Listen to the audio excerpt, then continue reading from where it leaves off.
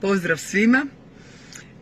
Iako je ljeto vrlo često vezano pojmovno i opisom na nekakvu stagnaciju ili vrlo često nažalost krivo definirane lude ljetne provode, želim naglasiti da je ljeto baš idealan period za krenut raditi na sebi dok nema izazova nove školske, odnosno akademske godine, profesionalne u svakom smislu, profesionalnih izazova kada ima manje.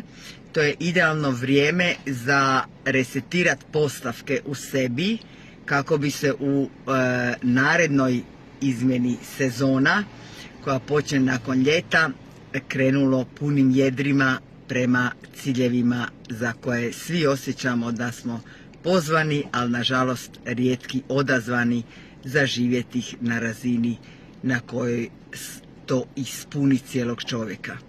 Dakle, iskoristite ljeto za rad na sebi, a ja se radujem s velikom odgovornošću pomoći vam na tom putu za sve one koji imaju hrabrosti, odvažnosti, volje i gladi duše koju će odgovoriti programom Pospremi glavu. Velika pusa. Kud god vas putovi podnijeli.